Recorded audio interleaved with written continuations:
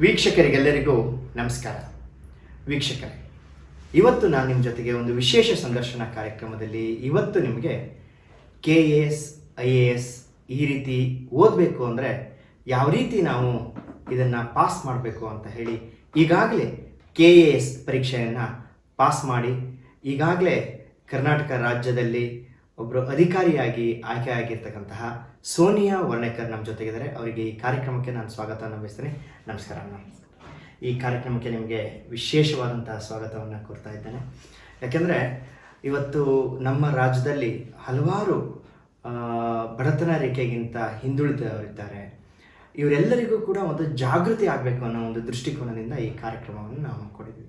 ಮೊದಲಿಗೆ ನಿಮ್ಮ ಒಂದು ಕಿರುಪರಿಚಯವನ್ನು ಮಾಡಿಕೊಡಿ. ನಾನು ಸೋನಿಯಾ ವರ್ಣೇಕರ್ ಅಂತ. ಅಪ್ಪ ಹೆಸರು ಉದಯ್ ಕುಮಾರ್, ಅಮ್ಮ ಹೆಸರು ಸುವರ್ಣಲತಾ. ನಂಗೊಬ್ಬ ಅಣ್ಣ ಇದ್ದಾನೆ, ವಿನಯ್ ಕುಮಾರ್ ಅಂತ. ಅವ್ನು ಜರ್ಮನಿಲಿರೋದು. ನನ್ನ ಸ್ಕೂಲಿಂಗ್ ಬಂದು ಬ್ಯಾಂಗ್ಳೂರಲ್ಲೇ ಆಗಿದ್ದು, ವಿದ್ಯಾಭಾರತಿ ಇಂಗ್ಲಿಷ್ ಸ್ಕೂಲ್ ಅಂತ.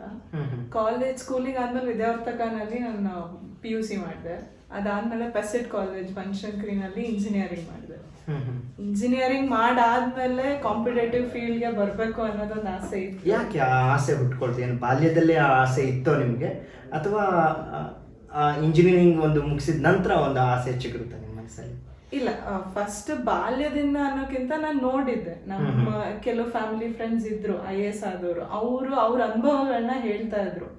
ಹೆಂಗೆ ಒಂದು IAS ಆಫೀಸರ್ ಯಾವ ರೀತಿ ಡಿಫ್ರೆನ್ಸ್ ಮಾಡ್ಬೋದು ಒಂದ್ ಸ್ಕೂಲ್ ಮಕ್ಳಿಗಾಗ್ಲಿ, ಇಲ್ಲ ಒಂದ್ ಜಿಲ್ಲೆನಲ್ಲಿ ಅವ್ರಿಗೆ ಎಷ್ಟು ಅಧಿಕಾರ ಇರುತ್ತೆ, ಆ ಅಧಿಕಾರದಿಂದ ಜನಗಳಿಗೆ ಎಷ್ಟು ಹೆಲ್ಪ್ ಮಾಡ್ಬೋದು ಅನ್ನೋದನ್ನ ಅವ್ರು ಹೇಳಿದ್ರು. ಸೊ ಅನ್ಬೋದ್ ಮಾತು ಎಲ್ಲೋ ಇತ್ತು, ಬಟ್ ಮಾಡ್ಬೇಕು ಅನ್ನೋದು ಇಂಜಿನಿಯರಿಂಗ್ ಮುಗಿಯೋ ತನಕ ಏನು ಸ್ಟ್ರಾಂಗ್ ಆಗಿ ಇರ್ಲಿಲ್ಲ. ಇಂಜಿನಿಯರಿಂಗ್ ಆದ್ಮೇಲೆ ಅಮ್ಮ ಬೇಡ, ಎಲ್ಲರ ಗೌರ್ಮೆಂಟ್ ಜಾಬ್ ನೋಡು, IT ಬೇಡ, ಗೌರ್ಮೆಂಟ್ ಜಾಬ್ ಇದ್ರೆ ಸ್ಟೇಬಲ್ ಜಾಬ್ ಇರುತ್ತೆ ಅಂತ ಹೇಳಿದ್ರು. ಅವ್ರು ಪುಷ್ ಕೊಟ್ರು, IAS ಮಾಡ್ತೀಯ ನೋಡು, ಇಲ್ಲ UPSC ಬರೀತೀಯ ಅಂತ. ಅಂಡ್ ನನ್ನ ಲಕ್ಗೆ ಮೇ ಬಿ ನಾನು ಯಾವಾಗ ಡಿಸೈಡ್ ಮಾಡಿದೆ ಅದೇ ಟೈಮಲ್ಲೇ KPSC ಫಸ್ಟ್ ನೋಟಿಫಿಕೇಶನ್ ಆಗಿತ್ತು 2015. ಅದು ಬರ್ದೆ ನಾನು.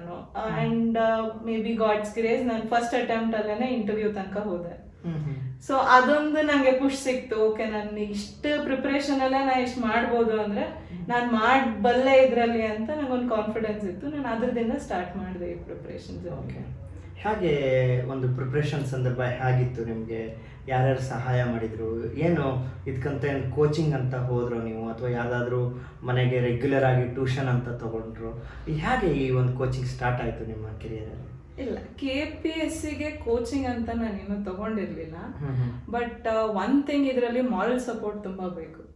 ಈ ಬರೀ ಎಕ್ಸಾಮ್ಸ್ ಅನ್ನೋಕ್ಕಿಂತ ಇದನ್ನ ಪರ್ಸನಾಲಿಟಿ ಅಂತಾರೆ ಇದನ್ನ ಕಂಪ್ಲೀಟ್ ಆಗಿ. ನಮ್ಗೆ ಅದಕ್ಕೆ ಇಂಟರ್ವ್ಯೂ ಅನ್ನಲ್ಲ, ಪರ್ಸನಾಲಿಟಿ ಟೆಸ್ಟ್ ಅಂತಾನೆ ಕರೀತಾರೆ. ಸೊ ಅದಕ್ಕೆ ಎಲ್ಲಾ ತರದ್ದು ಬೇಕು. ಬರೀ ಪ್ರಿಪರೇಷನ್ ಅನ್ನೋಕ್ಕಿಂತ ಮಾರಲ್ ಸಪೋರ್ಟ್ ಬೇಕು, family support first, very important. And ಅದೆಲ್ಲ ನನಗೆ ಚೆನ್ನಾಗಿತ್ತು. ಬಿಕಾಸ್ ಅಪ್ಪ ಅಮ್ಮ ಇಬ್ರು ಹೆಣ್ಮಗಳು ಅಂತ ನೋಡ್ಲಿಲ್ಲ, ಇಲ್ಲ ಮಾಡು ಪರವಾಗಿಲ್ಲ, ನಿಂಗೆ ಅಬಿಲಿಟಿ ಇದೆ ಮಾಡು ಅಂತ ಸಪೋರ್ಟ್ ಕೊಟ್ರು. ಅಂಡ್ ಅದ್ರ ಮೇಲೆ ಕೋಚಿಂಗ್ ನಾನು ತಗೊಂಡಿರ್ಲಿಲ್ಲ KPSCಗೆ. ಬಟ್ ಇವಾಗ ಕೋಚಿಂಗ್ ಇಲ್ಲದೆ ಇದ್ರು ಜನರಲ್ ಆಗಿ ಓದಕ್ಕೆ ಸಬ್ಜೆಕ್ಟ್ಸ್ ಎಲ್ಲ, it is all general subjects. First thing ತುಂಬಾ ಜನರಲ್ ಇದೆ. ಎಕನಾಮಿ ಆಗ್ಲಿ, ಪಾಲಿಟಿ ಆಗ್ಲಿ, ನಾವು ಏನ್ ಕಲಿತೀವಿ ಅಂದ್ರೆ ಇಟ್ ಇಸ್ ಮೋರ್ ಅಬೌಟ್ ನಮ್ಮ ದಿನಚರಿನಲ್ಲಿ ಏನಾಗ್ತಿದೆ.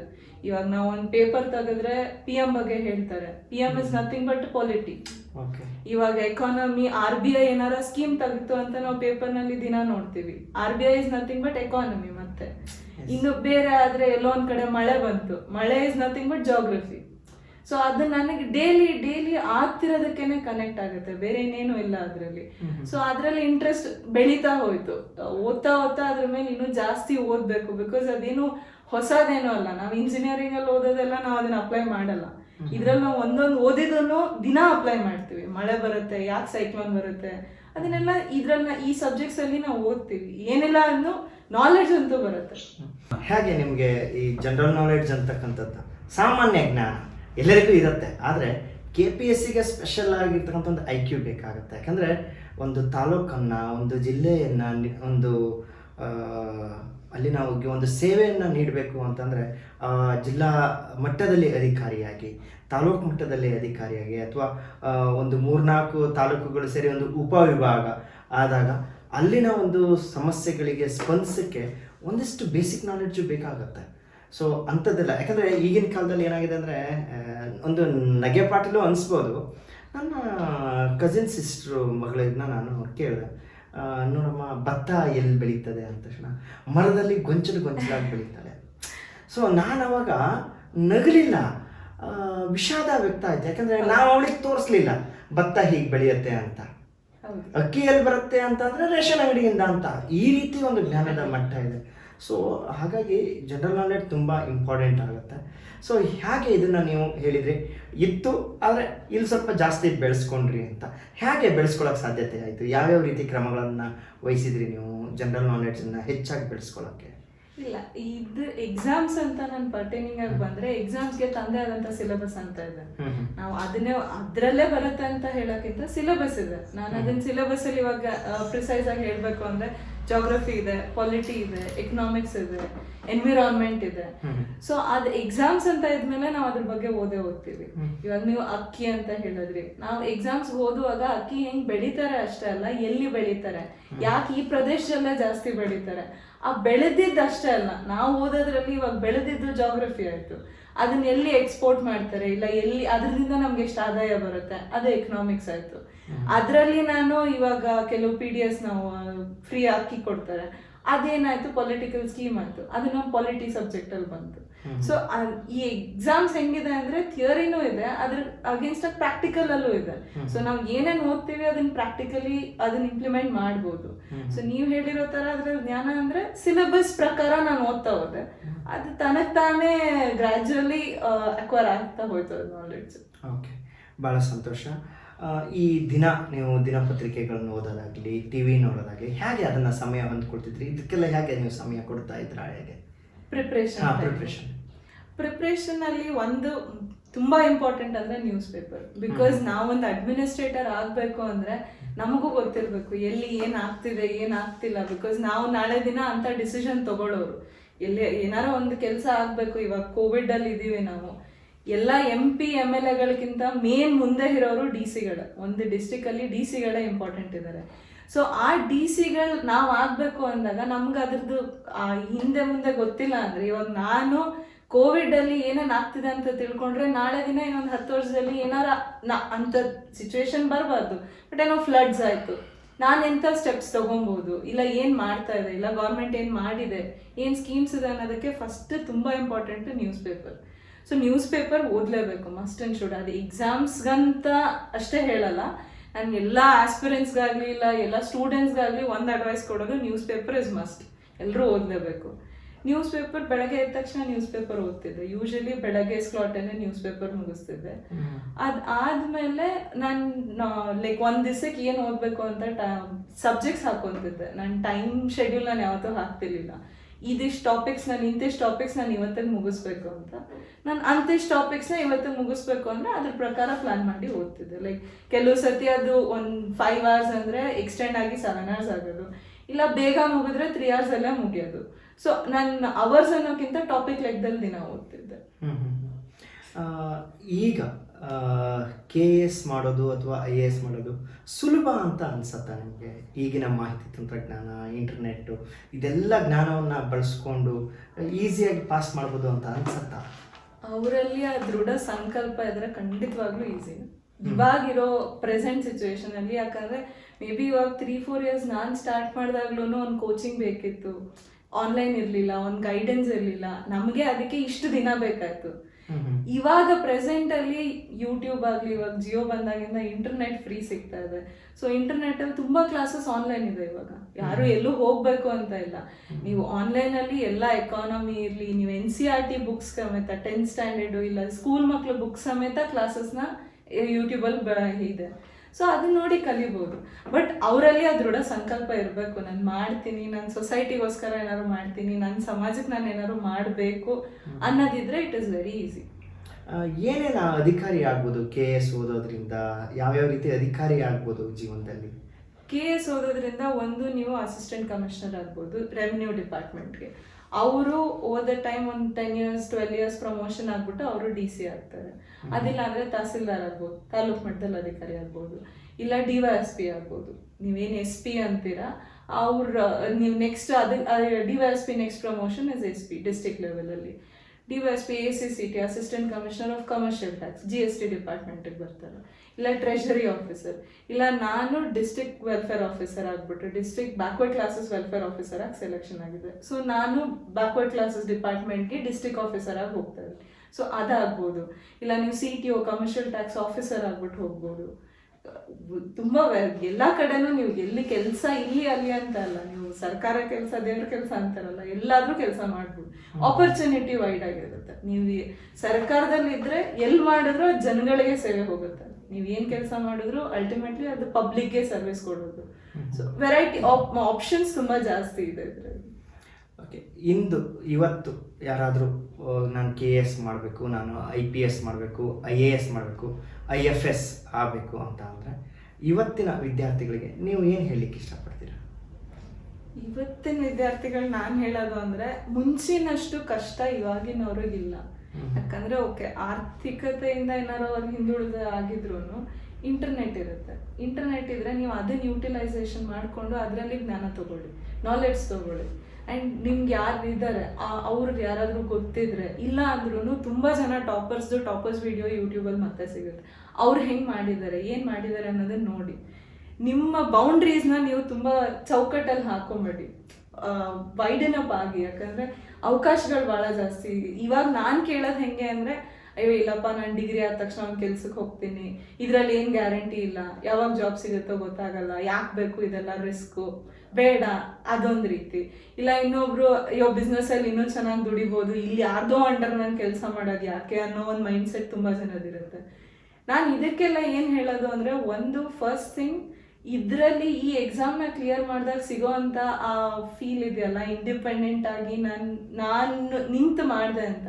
ಇವಾಗ ಬಿಸ್ನೆಸ್ ಇದ್ರೆ ಮೇ ಬಿ ಫ್ಯಾಮಿಲಿ ಬಿಸ್ನೆಸ್ನ ಕೆಲವು ಜನ ಕಂಟಿನ್ಯೂ ಮಾಡ್ತಾರೆ. ಬಟ್ ಅದಾಗೇನ್ ಅದು ಫ್ಯಾಮಿಲಿ ಬಿಸ್ನೆಸ್ ಅಂದರೆ ಫ್ಯಾಮಿಲಿಯಿಂದ ಬಂದಿರೋದು, ನಂದು ಅನ್ನೋದೇನೂ ಇಲ್ಲ. ಮೇ ಬಿ ಅದ್ರಲ್ಲಿ ಡೆವಲಪ್ ಮಾಡ್ಬೋದು, ನೋ ಅಫೆನ್ಸ್. ಬಟ್ ಈಗ ಒಂದು ಅದು, ಇನ್ನೊಂದು ನಂದು ಇಂಡಿಪೆಂಡೆಂಟ್ ಅನ್ನೋದಿರುತ್ತೆ. ಥರ್ಡ್ ಥಿಂಗ್ ಈಸ್ ಹೋಗ್ಬಿಟ್ಟು ಸರ್ವಿಸ್ ಪಬ್ಲಿಕ್ಗೆ ಮಾಡ್ತೀನಿ. ನಾನು ಮಾಡೋ ಕೆಲಸ ಯಾರಿಗೂ ಹೆಲ್ಪ್ ಆಗ್ತಿದೆ. ಸೋಷಿಯಲ್ ಸರ್ವಿಸ್ ಮಾಡಬೇಕು ಅಂತ ಇಲ್ಲ, ನಾನೆಲ್ಲೋ NGO ಸೇರಬೇಕು ಅಂತ ಇಲ್ಲ. ನಾನು ದಿನ ಮಾಡ್ತಿರೋ ಕೆಲಸನ ಯಾರಿಗೂ ಹೆಲ್ಪ್ ಆಗ್ತಿದೆ. ಇವಾಗ ನಾನು ಸೇರಿರೋ ಡಿಪಾರ್ಟ್ಮೆಂಟು, ನನ್ನ ಅಂಡರ್ ತುಂಬ ಹಾಸ್ಟೆಲ್ಸ್ ಬರುತ್ತೆ. ಒಂದು ಡಿಸ್ಟ್ರಿಕ್ಟ್ ಅಂಡರ್ ಬರೋ ಎಲ್ಲ OBC ಡಿಪಾರ್ಟ್ಮೆಂಟಿಗೆ ಸೇರಿರೋ ಎಲ್ಲ ಹಾಸ್ಟೆಲ್ಸ್ ಬರುತ್ತೆ. ಇಲ್ಲ ಅವ್ರಿಗೋಸ್ಕರ ಏನೇ ಕಾಮಗಾರಿ ಆದ್ರೂ ನಮ್ಮ ಅಂಡ್ರೇ ಹೋಗುತ್ತೆ. ಸೊ ಅಷ್ಟು ಜನ ಮಕ್ಳು ನಮ್ಮ ಅಂಡ್ರ್ ಇರ್ತಾರೆ. ಅವ್ರ ಮನೇಲಿ ಇವಾಗ ಅಷ್ಟು ಹಾಸ್ಟೆಲಲ್ಲಿ ಒಂದು 100 ಮಕ್ಳಿದ್ದಾರೆ ಒಂದು ಹಾಸ್ಟೆಲಲ್ಲಿ ಅಂದರೆ, ಅವರಲ್ಲಿ ಒಂದು 10 ಜನಕ್ಕೆ ನಾನು ಕರೆಕ್ಟಾಗಿ ಗೈಡ್ ಮಾಡಿ ಅವ್ರ ಲೈಫ್ನ ಸೆಟ್ಲ್ ಮಾಡಿದ್ರೆ 10 ಫ್ಯಾಮಿಲಿ ಹಿಂದೆ ಸೆಟ್ಲ್ ಆಗುತ್ತೆ. ಸೊ 10 ಫ್ಯಾಮಿಲಿ ಆದರೆ, ಹಿಂದೆ 10 ಫ್ಯಾಮಿಲಿ ಅಂದರೆ ಮಿನಿಮಮ್ ಒಂದು ಫ್ಯಾಮಿಲಿನಲ್ಲಿ ಇಬ್ಬರು ಅಂದ್ರೂ 20 ಮೆಂಬರ್ಸ್. ಆ 20 ಮೆಂಬರ್ಸ್ ಹಾಗೆ ಮಲ್ಟಿಪ್ಲೈ ಆಗ್ತಾ ಹೋದರೆ will have a beautiful state and a country. ಇನ್ನೇನು ಬೇಡ ನಮಗೆ. ಓಕೆ, ನಮ್ಮ ಈ ಒಂದು ವಿಡಿಯೋವನ್ನು ನೋಡ್ತಾ ಇರ್ತಕ್ಕಂಥವರು ಗ್ರಾಮೀಣ ಭಾಗದಲ್ಲಿ ಭಾಳಷ್ಟು ಜನ ಇರ್ತಾರೆ. ಗ್ರಾಮೀಣ ಭಾಗದಲ್ಲಿ ಇರ್ತಕ್ಕಂಥ ವಿದ್ಯಾರ್ಥಿಗಳು ಯಾವ ರೀತಿ ಈ ಒಂದು ಪರೀಕ್ಷೆಯನ್ನು ತಗೊಳ್ಳೋಕ್ಕೆ ಒಂದು ಸಿದ್ಧರಾಗಬೇಕು ಅಂತ ಹೇಳಕ್ಕೆ ಇಷ್ಟಪಡ್ತೀರಾ? ನಾನೇನಂತೀನಿ, ಇದರಲ್ಲಿ ಬೇಸಿಕಲಿ ನಮಗೆ ನಮ್ಮ ಸ್ಕೂಲ್ ಸಿಲೆಬಸ್, ನಾನಿಲ್ಲಿ ಸ್ಟಾರ್ಟ್ ಮಾಡೋದು, ನಾವು UPSC ಇಲ್ಲ KPSC ಪ್ರಿಪ್ರೇಷನ್ ಸ್ಟಾರ್ಟ್ ಮಾಡೋದೇ NCERT ಬುಕ್ಸಿಂದ. NCERT is nothing but ನಮ್ಮ ಸ್ಕೂಲ್ ಬುಕ್ಸು, ಇಲ್ಲ ಸ್ಟೇಟ್ ಸಿಲೆಬಸ್ದು ಬುಕ್ಸು. ಅದು ನಮಗೊಂದು ಬೇಸ್ ಸಿಗುತ್ತೆ. ಸೊ ನೀವು ಅದರಿಂದ ಸ್ಟಾರ್ಟ್ ಮಾಡಿ. ಕೋಚಿಂಗ್ ಇಲ್ಲ, ನನ್ನ ಕೋಚಿಂಗ್ ಬೆಂಗಳೂರು ತನಕ, ಇವಾಗ ಒಂದು ಗ್ರಾಮೀಣದಲ್ಲಿದ್ದವರು ಬೆಂಗಳೂರು ತನಕ ಬರೋಕ್ಕಾಗಲ್ಲ, ನಂಗೆ ಅಷ್ಟೊಂದು ದುಡ್ಡು ಕಟ್ಟೋಕ್ಕಾಗಲ್ಲ ಅಂದರೆ ಆನ್ಲೈನ್ ಇದೆ, ತುಂಬ ವೆಬ್ಸೈಟ್ಸ್ ಇದೆ ಆನ್ಲೈನ್ ನಿಮಗೆ ಹೇಳ್ಕೊಡೋದು. ಕನ್ನಡದಲ್ಲಿ ಬೇಕಾದರೂ ಹೇಳ್ಕೊಡ್ತಾರೆ. ಅನ್ಅಕಾಡೆಮಿ ಅಂತ ಒಂದು ಆ್ಯಪ್ ಇದೆ, ಆ ಆ್ಯಪ್ನ ನೀವು ಫೋನಲ್ಲಿ ಡೌನ್ಲೋಡ್ ಮಾಡ್ಕೊಳ್ಳಿ. ಅದರಲ್ಲಿ ಕನ್ನಡದಲ್ಲೇ ತುಂಬ ಜನ ಹೇಳ್ಕೊಡ್ತಾ ಇರ್ತಾರೆ. ತುಂಬ ಜನ ನಮ್ಮ ಥರನೇ ಕ್ಲಿಯರ್ ಆದವರು ಇಲ್ಲ ಟೀಚರ್ಸ್ಗಳು ಕನ್ನಡದಲ್ಲಿ ಹೇಳ್ಕೊಡ್ತಾರೆ. ಅದನ್ನ ನೋಡಿ ಕಲೀರಿ. ಇಲ್ಲಾಂದರೆ ಮೃಣಾಲ್ ಅನ್ನೋದೊಂದು ವೆಬ್ಸೈಟ್, ತುಂಬ ಇವಾಗಂತೂ ತುಂಬ ವೆರೈಟಿ ವೆಬ್ಸೈಟ್ಸ್ ತುಂಬ ಜಾಸ್ತಿ ಇದೆ. ಸೊ ಅದನ್ನ ಯಾವ್ದಾರ ಫಾಲೋ ಮಾಡಿ ನೀವು ನಿಮ್ಮಲ್ಲಿ ನೀವು ಆಸಕ್ತಿ ಬೆಳೆಸ್ಕೊಡಿ. ಇಲ್ಲ ನನಗೆ ಫಸ್ಟ್ ಇದಕ್ಕೆಲ್ಲ ಬೇಕಾಗಿರೋದು ಕಾನ್ಫಿಡೆನ್ಸ್. ನಾನು ಮಾಡ್ತೀನಿ, ನಾನು ಮಾಡಿದ್ರೆ ನನ್ನ ಜಿಲ್ಲೆಗೆ ನಾನೇನೋ ಮಾಡ್ಬೋದು, ನಾನು ಕಷ್ಟಪಟ್ಟರೆ ನನ್ನ ಹಿಂದೆ ತುಂಬ ಜನ ಸುಖ ಪಡ್ಬೋದು ಅನ್ನೋದು ಫಸ್ಟ್ ಅವ್ರ ತಲೆಯಲ್ಲಿ ಬರಬೇಕು. ಅದು ಬಂದರೆ ಗ್ರಾಮೀಣ ಅಂತ ಇಲ್ಲ ನಾನು ಸಿಟಿಲಿದ್ದೀನಿ ಇಲ್ಲ ಹಳ್ಳಿಲಿದ್ದೀನಿ, ಅದು ಏನು ಮ್ಯಾಟ್ರ್ ಆಗಲ್ಲ, ಯಾರಾದರೂ ಮಾಡ್ಬೋದು ಎಕ್ಸಾಮ್ಸ್ನ. ಈಗ KS ಅಧಿಕಾರಿಯಾಗಿ ನೇಮಕ ಆಗಬೇಕಾದ್ರೆ KS ಪರೀಕ್ಷೆಯ ಒಂದು ಹಂತಗಳು ಹೇಗೆ? ಆರಂಭದಿಂದ ಸರ್ಕಾರದ ಒಂದು ನೋಟಿಫಿಕೇಶನ್ ಆಗುತ್ತೆ, ಅಲ್ಲಿಂದ ಆಯ್ಕೆ ಪ್ರಕ್ರಿಯೆಯ ಒಂದು ಹಂತ ಹೇಗಿರುತ್ತೆ? ಕೆ ಎಸ್ ಅಲ್ಲಿ ಬೇಸಿಕಲಿ ಫಸ್ಟ್ ನಾವು ನೋಟಿಫಿಕೇಶನ್ ಆಗುತ್ತೆ. ನೋಟಿಫಿಕೇಶನ್ ಆದಮೇಲೆ ಪ್ರಿಲಿಮ್ಸ್ ಅಂತ ಎಕ್ಸಾಮ್, ಅದರಲ್ಲಿ 2 ಪೇಪರ್ ಇರುತ್ತೆ. ಅದು ನಮಗೆ ಮಲ್ಟಿಪಲ್ ಚಾಯ್ಸ್ ಕ್ವೆಶನ್, ಬರೀ ಟಿಕ್ ಮಾರ್ಕ್ ಮಾಡಬೇಕಷ್ಟೇ OMR ಶೀಟಲ್ಲಿ. ಅದಾದಮೇಲೆ ನಾವೊಂದು ಆವ್ರೇಜ್ 5 ಲಕ್ಷ ಜನ ಅದನ್ನು ಬರೀತಾರೆ ಅಂದರೆ ನೆಕ್ಸ್ಟ್ ಅದಾದಮೇಲೆ ಪ್ರಿಲಿಮ್ಸ್ ಆದಮೇಲೆ ಮೇನ್ಸ್ ಎಕ್ಸಾಮಿನೇಷನ್ ಅಂತ ಇರುತ್ತೆ. ಆ ಮೇನ್ಸ್ ಎಕ್ಸಾಮಿನೇಷನ್ಗೆ 5 ಲಕ್ಷ ಜನ ಬರೆದ್ರೆ ನಮ್ಗೆ ಎಷ್ಟು ಸೀಟ್ ಇದೆ ಅಲ್ಲ, ಇವಾಗ 500 ಸೀಟಿಗೆ ನೋಟಿಫಿಕೇಶನ್ ಆಗಿದೆ ಅಂದರೆ ಅದಕ್ಕೆ 1x20 ಅಷ್ಟು ಪೋಸ್ಟು ಮೇನ್ಸಿಗೆ ಬರೀತಾರೆ. ಅಷ್ಟು ಜನ ಮೇನ್ಸ್ ಬರೀತಾರೆ. ನಾವು 5 ಲಕ್ಷ ಜನ ಬರೀಲಿ 10 ಲಕ್ಷ ಜನ ಬರೀಲಿ x20 ಎಷ್ಟು ಬರುತ್ತೆ ಅಷ್ಟು ಜನ ಮೇನ್ಸ್ ಬರೀತಾರೆ. ಆ ಮೇನ್ಸಲ್ಲಿ ನಮಗೆ 9 ಪೇಪರ್ ಇರುತ್ತೆ. 9 ಪೇಪರಲ್ಲಿ 2 ಕಂಪಲ್ಸರಿ ಪೇಪರ್ ಅಂತ ಇರುತ್ತೆ, ಕನ್ನಡ ಮತ್ತು ಇಂಗ್ಲೀಷ್ ಇರುತ್ತೆ. 4 GS 1, 2, 3, 4, ಆಮೇಲೆ ಆಪ್ಷನಲ್ ಪೇಪರು, 1 essay ಪೇಪರ್ ಇರುತ್ತೆ. ಈ ಪೇಪರ್ ಬರೆದು ಆದಮೇಲೆ ಇವಾಗ ನನಗೊಂದು 500 ಸೀಟಿಗೆ ಕರೆದಿದ್ದಾರೆ ಅಂದರೆ 500 × 3 1500 ಪೀಪಲ್ ಮಾತ್ರ ನೆಕ್ಸ್ಟ್ ಇಂಟರ್ವ್ಯೂಗೆ ಹೋಗ್ತಾರೆ. ಅದ್ರಲ್ಲಿ ಮತ್ತೆ ಮೇನ್ಸ್ ಬರ್ದಾದ್ಮೇಲೂ ಫಿಲ್ಟರ್ ಆಗ್ತಾರೆ. ಫಿಲ್ಟರ್ ಆಗಿ ಮೇನ್ಸ್ ಇಂಟರ್ವ್ಯೂ ಕೊಟ್ಟಾದ್ಮೇಲೆ ಇಂಟರ್ವ್ಯೂನಲ್ಲಿ ಬರೋ ಮಾರ್ಕ್ಸು, ಮೇನ್ಸಲ್ಲಿ ಬರೋ ಮಾರ್ಕ್ಸು ಎರಡನ್ನೂ ಕೂಡಿಸಿ ಎಷ್ಟು ಮಾರ್ಕ್ಸ್ ಬರುತ್ತೆ ಅದ್ರ ಮೇಲೆ ಆ ರಿಸರ್ವೇಷನ್ನು ಎಲ್ಲನೂ ನೋಡಿ ಅದ್ರ ಮೇಲೆ ರ್ಯಾಂಕಿಂಗ್ ಕೊಡ್ತಾರೆ. ಇವಾಗ 1500 ಪೀಪಲ್ ಇಂಟರ್ವ್ಯೂ ಕೊಟ್ಟರು ಅದ್ರಲ್ಲಿ ಸೆಲೆಕ್ಟ್ ಆಗೋದು 500. ನಂದೊಂದು ಇನ್ನೊಂದು ಪ್ರಶ್ನೆ, ಈಗ ಈ KPSC ಇರ್ಬೋದು ಅಥವಾ IAS ಎಕ್ಸಾಮ್ ಕರೆದ ತಕ್ಷಣ ನಾವು ಎಲ್ಲ ಪ್ರಿಪೇರ್ ಆಗಿ ಓದಕ್ಕೆ ಹೋಗೋದು ಒಳ್ಳೆಯದು, ಅಥವಾ ನಾವು ಡಿಗ್ರಿ ಮುಗಿದ ತಕ್ಷಣವೇ ಸಮಯನ ಹಾಳು ಮಾಡಿದೆ ಇಮ್ಮಿಡಿಯೇಟಾಗಿ ಅವ್ರು ಕರೀಲಿ, 10 ವರ್ಷ ಬಿಟ್ಟು ಕರೀಲಿ, ವರ್ಷ ಕರೀಲಿ, ಇಮ್ಮಿಡಿಯೇಟಾಗಿ ಓದಕ್ಕೆ ಸ್ಟಾರ್ಟ್ ಮಾಡ್ಬೋದು? ಹೇಗೆ ನಮ್ಮ ಒಂದು ಗುರಿಯನ್ನು ಇಟ್ಕೊಂಡು ಹೋಗ್ಬೇಕು ಅಂತ ಹೇಳ್ತೀರಾ? ಇಲ್ಲ, ನಾನೇನಂತೀನಿ, ಇದು ಡಿಗ್ರಿ ಒಂದು ಬೇಸಿಕ್ ನೆಸೆಸರಿ. ನಾವು ಎಕ್ಸಾಮ್ ಬರೀಬೇಕು ಅಂದರೆ ಡಿಗ್ರಿ ಬೇಕೇ ಬೇಕು. ಇವಾಗ 10th ಸ್ಟ್ಯಾಂಡರ್ಡ್ ಮಕ್ಳು ಇರ್ಬೋದು, ಇಲ್ಲ 12th ಸ್ಟ್ಯಾಂಡರ್ಡ್ ಇರ್ಬೋದು, ಯಾರಾದರೂ ಆಗಲಿ ಮಾಡಬೇಕು ಅನ್ನೋದಿದ್ರೆ ಇವಾಗಲಿಂದಾನೇ ಸ್ಟಾರ್ಟ್ ಮಾಡಿ, ಏನೂ ತಪ್ಪಿಲ್ಲ. ಬಿಕಾಸ್ ಇದರಲ್ಲಿ ಸಿಲೆಬಸ್ ಅಂತ ನಾವು ಡಿಗ್ರಿ ಕಾಲೇಜಲ್ಲಿ ಇಲ್ಲ ನಮ್ಮ ಇಂಜಿನಿಯರಿಂಗಲ್ಲೆಲ್ಲ ಇಷ್ಟೇ ಓದಬೇಕು, ಈ ಸಬ್ಜೆಕ್ಟ್ ಇಷ್ಟೇ ಬುಕ್ಕು, ಇದೇ ಬುಕ್ಕಿಂದಾನೇ ಬರುತ್ತೆ, ಆ ಕಾನ್ಸೆಪ್ಟೇ ಇಲ್ಲ ಇದರಲ್ಲಿ. ಬಿಕಾಸ್ ನಾಳೆ ದಿನ ನಾವೊಂದು ಅಡ್ಮಿನಿಸ್ಟ್ರೇಟರ್ ಆಗೋರು, ನಮ್ಗೆ ಯಾವ ಸವಾಲು ಬರುತ್ತೆ ಅಂತ ನಮಗೆ ಗೊತ್ತಿರಲ್ಲ. ಸೊ ಎಕ್ಸಾಮಲ್ಲೂ ಹಾಗೆ ಇರುತ್ತೆ. ಏನು ನಮ್ಮ ಕೆಲಸ ನಾವೇನಿದೆ ಎಕ್ಸಾಮ್ ಪ್ಯಾಟರ್ನು ಹಾಗೆ ಇದೆ. ಅದಕ್ಕೆ ನಮ್ಗೆ ಕರೆಕ್ಟಾಗಿ ಇದ್ರಿಂದಾನೇ ಬರುತ್ತೆ ಅಂತ ಏನೂ ಇಲ್ಲ, ಯಾವುದಾದ್ರೂ ಬರ್ಬೋದು. ಸೊ ನಾವು ಯಾವುದಕ್ಕಾದ್ರೂ ಪ್ರಿಪೇರ್ ಆಗಿರಬೇಕು. ಆಸ್ ಅನ್ ಅಡ್ಮಿನಿಸ್ಟ್ರೇಟರ್ ನಾಳೆ ನನ್ಗೆ ಏನಾದರೂ ಬರ್ಬೋದು, ಏನಾದರೂ ಸಿಚುವೇಶನ್ ಬಂದರೂ ನಾನು ಹ್ಯಾಂಡಲ್ ಮಾಡೋವಂಥ ಪರಿಸ್ಥಿತಿಲಿ ನಾನು ಇರಬೇಕು. ಸೊ ಎಕ್ಸಾಮಲ್ಲೂ ಹಾಗೆ ಇದೆ, ರ್ಯಾಂಡಮ್ ಆಗಿ ಕ್ವೆಶನ್ಸ್ ಬರುತ್ತೆ. ಅದನ್ನು ಹ್ಯಾಂಡಲ್ ಮಾಡೋದಕ್ಕೆ ನಾನು ಇಷ್ಟು 2 ತಿಂಗಳು ಓದಿದ್ರೆ ಕ್ಲಿಯರ್ ಆಗುತ್ತೆ, 4 ತಿಂಗಳು ಓದಿದ್ರೆ ನೀವು ಇವತ್ತು ನಾನು ಮಾಡಲೇಬೇಕು ಅಂತ ಏನಾದರೂ ನಿಶ್ಚಯ ಮಾಡಿಕೊಂಡ್ರೆ ಇವತ್ತಿಂದನೇ ಓದೋಕ್ಕೆ ಸ್ಟಾರ್ಟ್ ಮಾಡಿ. ಓದೋದು ಅಂದರೆ ಏನು, ಯಾಕೆ ಮಳೆ ಬರ್ತಿದೆ, ಕ್ಯೂರಿಯಾಸಿಟಿ ಬೇಕು. ಫಸ್ಟ್ ಆಫ್ ಆಲ್ ಆ ಕ್ವೆಶನಿಂಗ್ ಬೇಕು. ಓಕೆ, ಮಳೆ ಬರ್ತಿದೆ, ಯಾಕೆ ಮಳೆ ಬಂತು, ಬೆಂಗಳೂರಿಗೆ ಯಾಕೆ ಮಳೆ ಬಂತು, ಸಮ್ಮರಲ್ಲೇ ಯಾಕೆ ಮಳೆ ಬಂತು, ಅಂಥದ್ದು ಒಂದೊಂದೇ ಕ್ಯೂರಿಯಾಸಿಟಿ, ಒಂದೊಂದು ಕ್ವೆಶನ್ ನಿಮಗೆ ನೀವೇ ಕೇಳ್ಕೊಳಕ್ಕೆ ಹೋದಾಗ ಅದು ತನಗೆ ತಾನೇ ಪ್ರಿಪ್ರೇಷನ್ ಆಗ್ತಾ ಹೋಗುತ್ತೆ. ಇದಕ್ಕೋಸ್ಕರ ಕೂತು ಇಲ್ಲ ನಾನು ಸ್ಪೆಷಲಿ ಕೋಚಿಂಗ್ ಹೋದ್ರೇ ನಂಗೆ ಇದಕ್ಕೆ ನಾಲೆಡ್ಜ್ ಬರುತ್ತೆ, ಬೇಡ.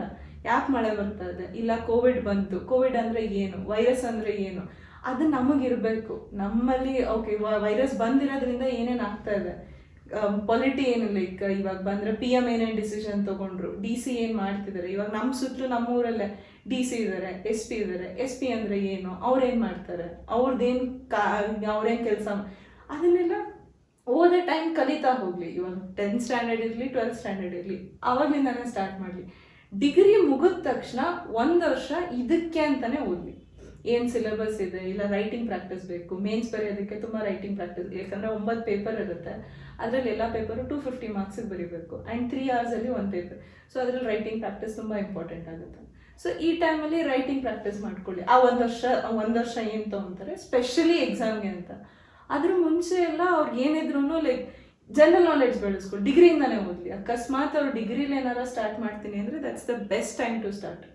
ಯಾಕಂದರೆ ನಮಗೆಲ್ಲ ಏನಾಯಿತು, ಈ ಅವೇರ್ನೆಸ್ ಇರಲಿಲ್ಲ.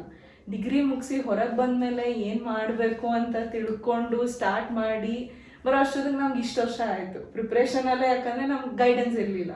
ನಾವಾಗೆ ಎಲ್ಲ ಹುಡುಕಿ ಮಾಡಿ ನಾವೇ ತಪ್ಪು ಮಾಡಿ ಅದ್ರಲ್ಲಿ ಕಲಿತು ಎಲ್ಲ ಮಾಡೋ ಅಷ್ಟೊತ್ತಿಗೆ. ಬಟ್ ಇವಾಗ ಆ ಥರ ಇಲ್ಲ, ಗೈಡೆನ್ಸ್ ಇದೆ. ಸೊ ಸ್ಟಾರ್ಟ್ ಮಾಡೋದು ಬೇಗನೆ ಸ್ಟಾರ್ಟ್ ಮಾಡಲಿ. ಯಾಕಂದರೆ ಡಿಗ್ರಿಯಿಂದ ಹೊರಗೆ ಬಂದ ತಕ್ಷಣ ಎಕ್ಸಾಮ್ ಬರೆದ್ರೆ 1 ವರ್ಷದಲ್ಲಿ ಕ್ಲಿಯರ್ ಆದರೆ ಯಂಗೆಸ್ಟ್ ಆಫೀಸರ್ ಆಗ್ಬಿಟ್ಟು ಆಗ್ತಾರೆ. ಅವ್ರಿಗೆ ಸೊಸೈಟಿನಲ್ಲಿ ಸರ್ವಿಸ್ ಕೊಡೋದಕ್ಕೆ ಇನ್ನೂ ಜಾಸ್ತಿ ಟೈಮ್ ಅವಕಾಶ ಇನ್ನೂ ಜಾಸ್ತಿ ಸಿಗುತ್ತೆ. ಸೊ ಡಿಗ್ರಿ ಮುಂಚೆನೇ ಸ್ಟಾರ್ಟ್ ಮಾಡಲಿ. ಡಿಗ್ರಿ ಆದ ತಕ್ಷಣ ಸೀರಿಯಸ್ ಆಗಿ ಈ ಎಕ್ಸಾಮ್ ಬರೀಬೇಕು, ಈ ಎಕ್ಸಾಮ್ಗೆ ಏನು ಬೇಕು ಅಂತ 1 ವರ್ಷ ಕೊಟ್ಟು ಪ್ರಿಪ್ರೇಷನ್ ಮಾಡಿ.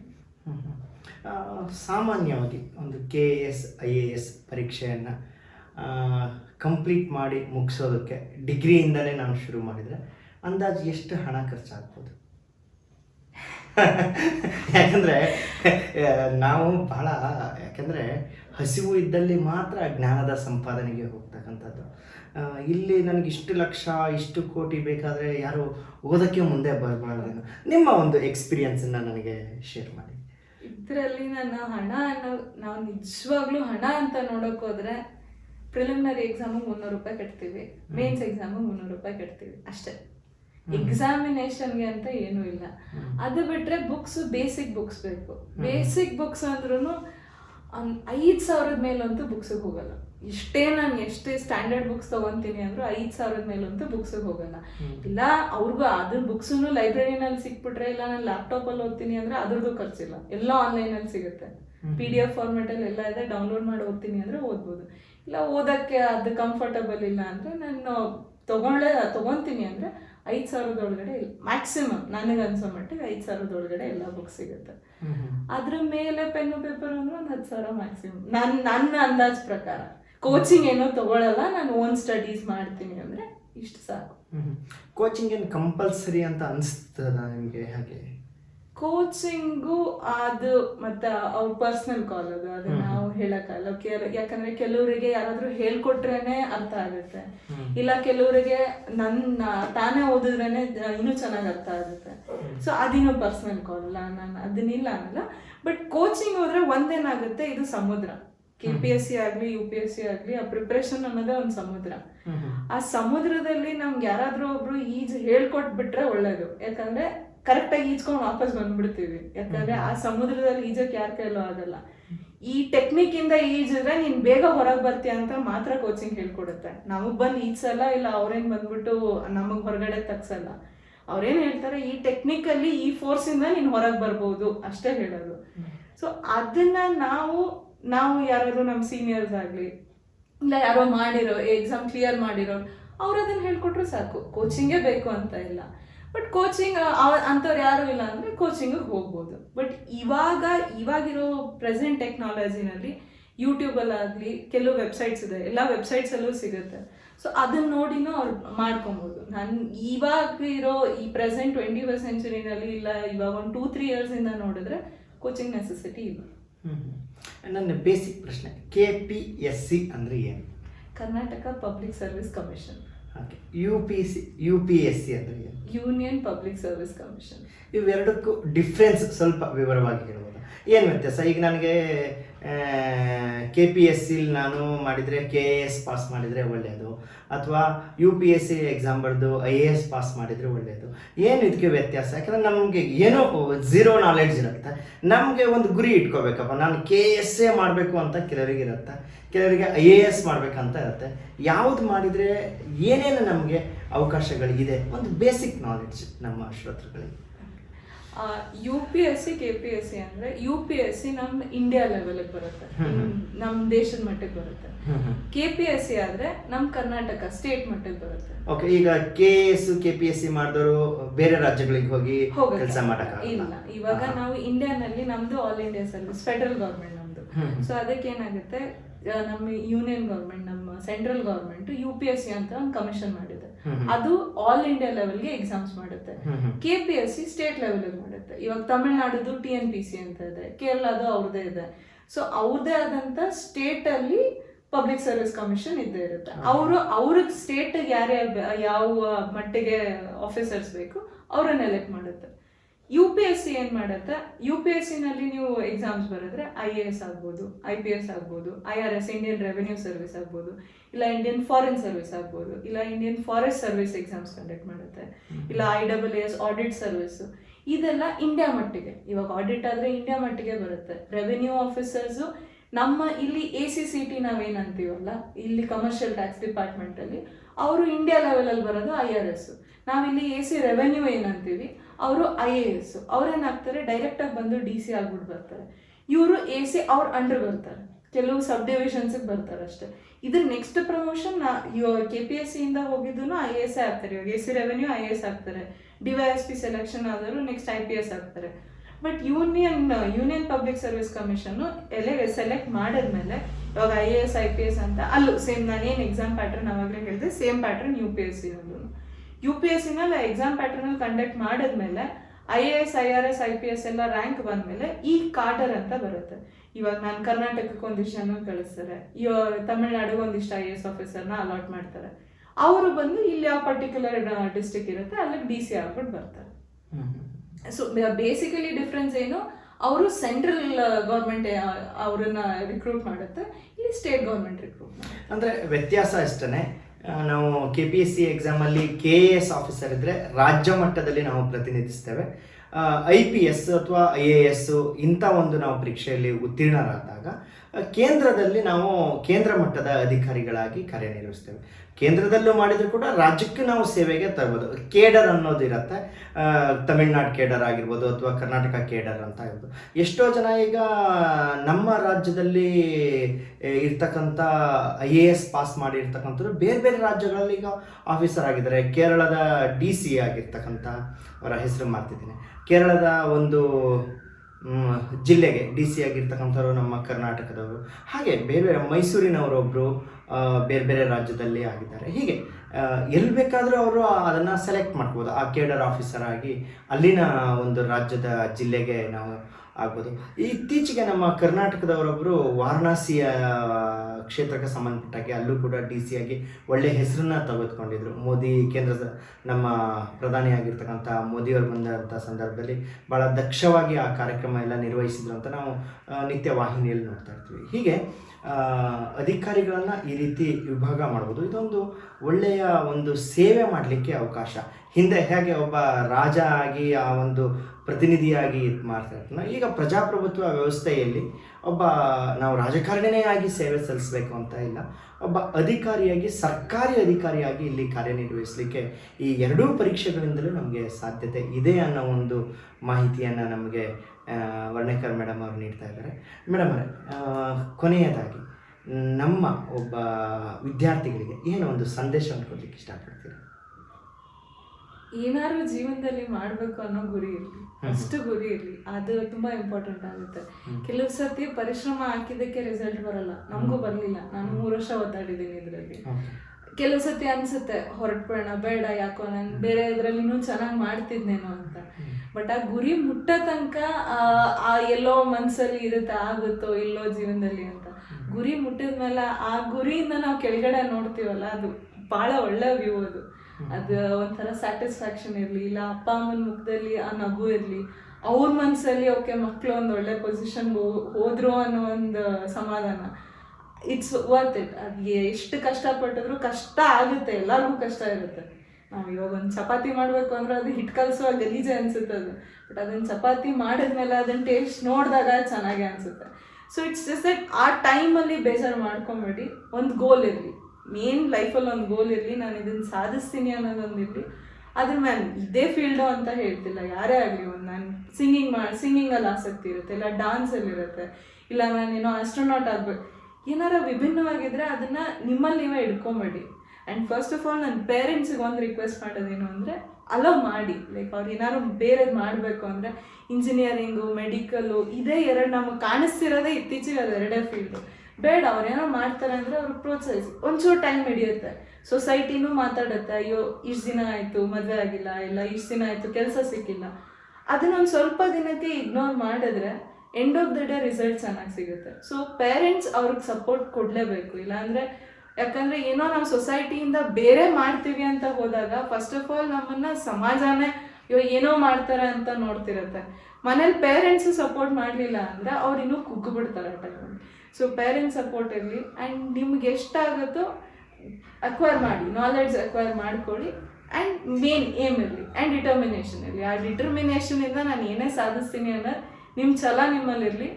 ಏನು ಅಂದ್ಕೊಂಡ್ರೂ ಆಗುತ್ತೆ. ಒಂದು ಸ್ವಲ್ಪ ಲೇಟ್ ಆಗ್ಬೋದು, ಬಟ್ ಸಿಗುತ್ತೆ, ಅಲ್ಟಿಮೇಟ್ಲಿ ರಿಸಲ್ಟ್ ಸಿಗುತ್ತೆ. ಆ್ಯಂಡ್ ಆ ರಿಸಲ್ಟ್ ಸಿಕ್ಕಿದ ಮೇಲೆ ಅದರಲ್ಲಿರೋ ಖುಷಿ ಬೇರೆ ಇನ್ನೆದರಲ್ಲೂ ಇರಲ್ಲ. So S, thank you Sonia ವರ್ಣೇಕರ್ಜಿ. ಇಲ್ಲಿಯವರೆಗೆ ಸೋನಿಯಾ ವರ್ಣೇಕರ್ ಅವರು KS ಅಧಿಕಾರಿಗಳು ಇವತ್ತು ನಮ್ಮ ಜೊತೆಗೆ KS ಮತ್ತು IAS ಓದ್ತಕ್ಕಂಥ ವಿದ್ಯಾರ್ಥಿಗಳಿಗೆ ಒಂದು ಮಾರ್ಗದರ್ಶನ ನೀಡಿದ್ದಾರೆ. ಅವರ ಸಂದೇಶ ಅಷ್ಟೇ, ಡೂ ಗುಡ್ ಬಿ ಗುಡ್ ಅಂತಕ್ಕಂಥದ್ದು. ನಾವು ಹಾಗೆ ಮುಂದುವರಿಸ್ಕೊಂಡು ಹೋಗೋಣ. ನಮ್ಮಲ್ಲೂ ಕೂಡ ಭಾಳಷ್ಟು ಪ್ರತಿಭೆಗಳಿದ್ದಾವೆ. ಆ ಪ್ರತಿಭೆಗಳನ್ನು ಹೊರಗೆ ಹಚ್ಚಬೇಕು ಅಂತ ಅಂದರೆ ನಾವು ಚೆನ್ನಾಗಿ ಓದಲೇಬೇಕು. ನಮ್ಮ ಯಾವುದೇ ಒಂದು ಕೆಲಸ ಮಾಡಬೇಕಾದ್ರೆ ಒಂದು ಗುರಿ ಇರಬೇಕು ಅಥವಾ ಒಬ್ಬ ಗುರು ಇರಬೇಕು ಅಂತ ಹೇಳ್ತಾರೆ. ಕೆಲವರಿಗೆ ಗುರು ಸಿಗದೇ ಇರ್ಬೋದು, ಆದರೆ ಗುರಿ ಇದ್ದರೆ ಖಂಡಿತ ಆ ಒಂದು ದಡವನ್ನು ನಾವು ಸೇರ್ಬೋದು. ನಮ್ಮ ಒಂದು ಏನಿದೆಯೋ ಅದನ್ನು ನಾವು ರೀಚ್ ಆಗ್ಬೋದು ಅನ್ನೋದನ್ನು ಇವತ್ತಿನ ನಮ್ಮ ಕಾರ್ಯಕ್ರಮದಲ್ಲಿ ಅವರು ತಿಳಿಸ್ಕೊಟ್ಟಿದ್ದಾರೆ. ಅವರಿಗೆ ನಮ್ಮ ಕರ್ನಾಟಕ ರಾಜ್ಯದ ಜನತೆಯ ಪರವಾಗಿ ಅವರಿಗೆ ಅಭಿನಂದನೆಗಳು ಮತ್ತು ಧನ್ಯವಾದಗಳನ್ನು ತಿಳಿಸ್ತೇನೆ. ನಮಸ್ಕಾರ.